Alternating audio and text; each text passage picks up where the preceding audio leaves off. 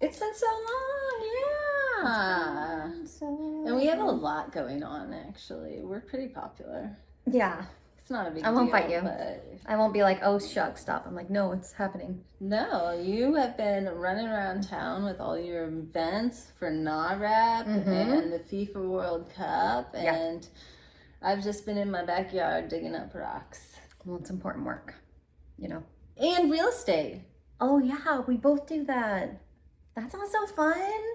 I mean, I have some wins for sure in the real estate department.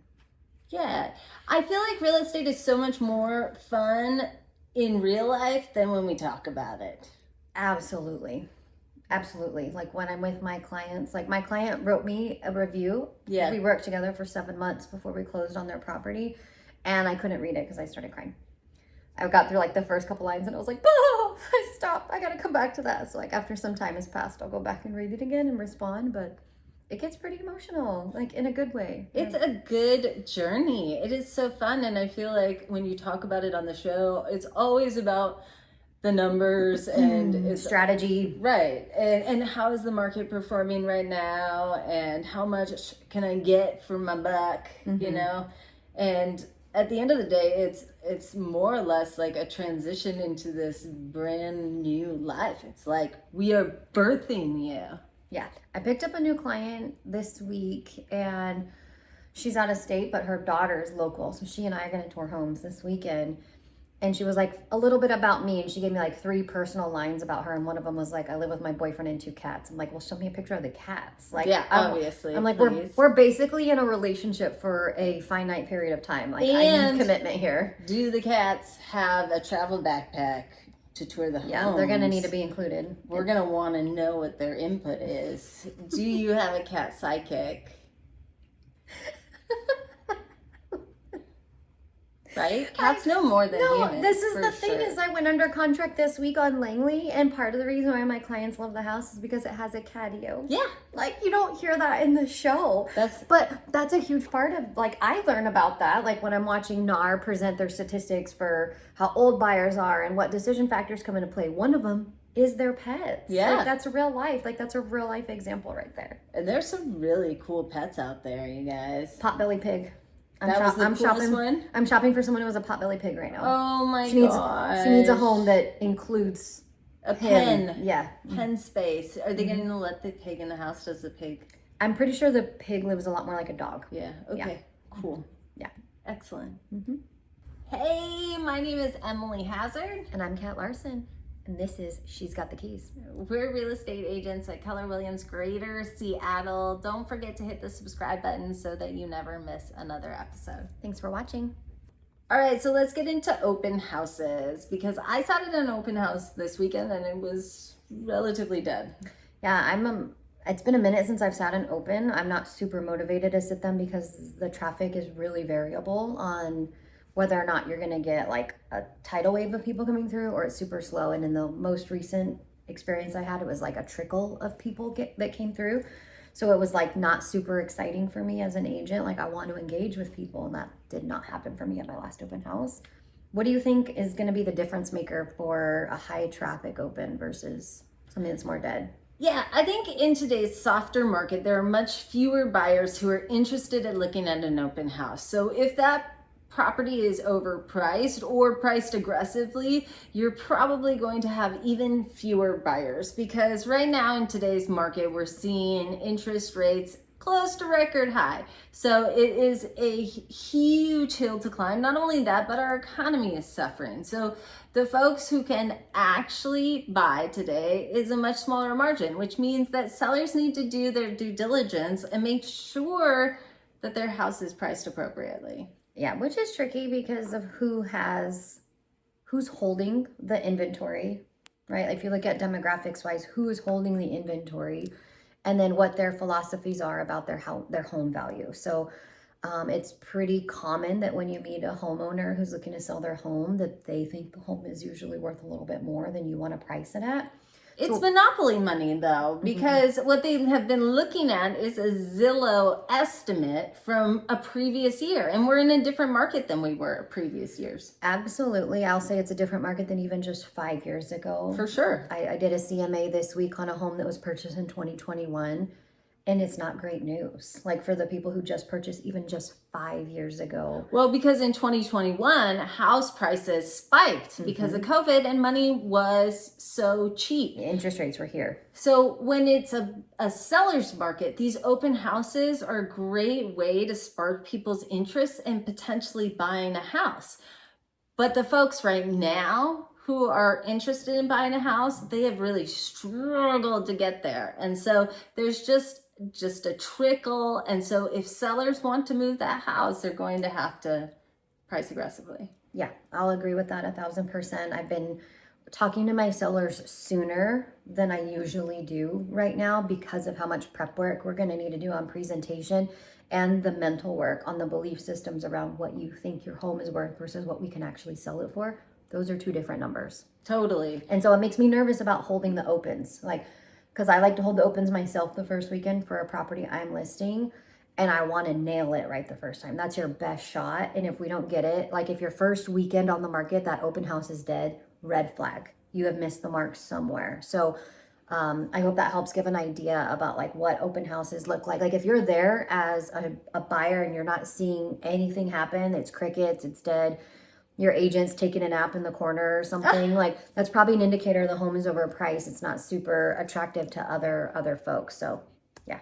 There might be a deal there though. Yeah, because on the other hand, I do have clients who are actively shopping in a competitive price point of like where the bulk of the market sits, which in my county, Snohomish County, we're probably talking the bulk of our market sitting like 600 to 800K is kind of like where the meat and potatoes are. Most of our transactions happen there. There's low inventory here and high demand, and then up here there's inventory and low demand. Right. So right here is where like the bread and butter is for us. And we were scheduling a showing for a property that just hit the market. So not an open house, guys, but I'm talking private showings, okay? And it was still like there was someone right before us and right below us, and then one person who jumped in and cut. Like it was competitive to get our body in the end because it was staged. It was priced well. It presented super well. They were ready to go. And I think that in this market too, the quality of your agent matters. Yeah.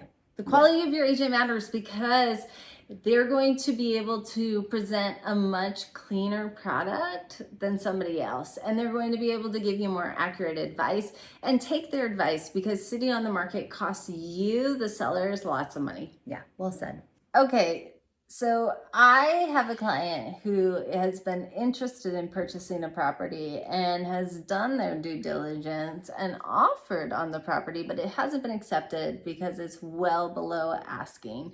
And I would say in today's market, what I am noticing is that folks are a little bit more patient and willing to wait it out until they get the deal that they want. Is that been your experience as well? Absolutely. I'm seeing both. I'm seeing people still get emotional and excited about the one that gets really close, because a lot of my buyers have seen so many that don't. So like they've gone through so many that are like, nope, that's not it. Nope, that's not it. Nope, that's not it. So then when they get the one, they're like, I really like it. But that back to that buyer readiness, we are seeing low risk tolerant buyers. What I mean by that is we will walk away on an inspection. Yeah. We will be willing to lose the deal over something that is too big to just like take it on the chin, you know? And that is hard for sellers. So if you haven't done your due diligence, you don't know what's hiding underneath your deck or your house or your roof, then the likeliness that you would have to come back on the market is probably pretty high, and you're going to have to see a price cut for sure. Yeah.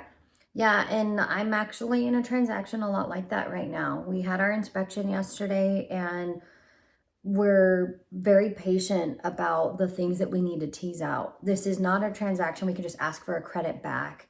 We actually have to have the sellers perform to fix some of these things to make it to the end of it. And that's okay. Because if the sellers want to hem and haw and fight us on it, they will have to go back to market. They will have to deal with the exact same thing. So it's exactly what you just said. Like, you kind of have to take it and deal with it then, or be ready to take a big haircut on that thing that you're like resistant of wanting to fix if you're the seller. So and what I will say is buyers aren't necessarily super specific about having high-end finishes, you guys, but they do want to make sure the house is safe. So they're looking at the furnaces, the roof, the siding, if there's any mold, which is typically stuff that if you put a fresh coat of paint, it's not going to cover. So don't hyper focus on doing a bunch of upgrades that are going to cost you money but not net you anything at the end of the day. I really wish more sellers knew that. I have some sellers who will just like go rogue and start fixing things that they are bothered by. Right. Which is great, but like, listen, we can slow this down and save a lot of headache if we put the right things in place first and look at the major systems. And like, yes, it's not as sexy, but that's attractive. what the buyers think is sexy right now, because they've been through enough houses that have been shitty flips. Yeah. They've had the time. Like we said, they're moving slower and they're smarter this time around because they have the time. So if you're going to put your house on the market, make sure you get the updates that are actually necessary and not the ones you think you should do. I think you consult with your agent too if you're not clear on that. And that's the thing, people don't like to be wrong. It's like, it's okay to be wrong a little bit here and think like, oh my God, I really think I needed to clean that baseboard or have that baseboard painted, which like, fine, paint the baseboard, but like, man, you don't have a stove. Yeah. Like there's multiple ways to be looking at this, but ultimately my favorite is buyers have been having really bad dates for a long time now. Like if we're looking at the housing market, like the dating market, there have been some bad dates. Yeah, they've been traumatized. So not only have they struggled with low inventory and high interest rates for years, they also sometimes have to deal with sellers who are overpricing their home and are super lazy about presentation and making it fully list ready. So, and you also have the concept of losing. Right. I have lost. Right. I have lost on a multiple bid situation very recently because there's still a scarcity mindset. Even though there's more inventory than we've been seeing the last couple of years, there is still a high demand for well-priced homes that are super structurally sound and really healthy and super sexy and present and check all the boxes. So it's a tough one right now for everybody, honestly, but buyers have been dealing with too much for too long and they're freaking tired. And so they're like, I know what I want. I know what I bring to the table. You're either going to meet me here or you're not, and I'm going to move on. Yep. It's really clear. Yep. And I would say for sellers, there's a lot of anxiety. So folks who are considering putting their house on the market or moving right now are super anxious, and that is probably the one thing that I have conversations with folks about the most is, how's the market doing? And honestly, it depends. It depends on how knowledgeable you are about trends and where your home is located and how reasonable you are when it comes to the repairs and just your price point at the end of the day. I think I heard someone call it a durable market yesterday. Like it's kind of leathery. Like it's tough. It's a tough market, but it's not very like delicate. It feels really like a hardy market. Like a lot has been going on. Like we're talking employment and we're talking interest rates, right? All of the war, all of these things that affect our market directly, our housing market directly, and people are still buying houses. Like at the end of the day, people are still shopping. Well, thanks so much for listening to what we are seeing in the market, and we hope you found this useful. Absolutely. So don't trust the headlines, call your agents, and we will be happy to walk you through what this is really like out here. But come out and play. It's kind of nice out here. It's fun.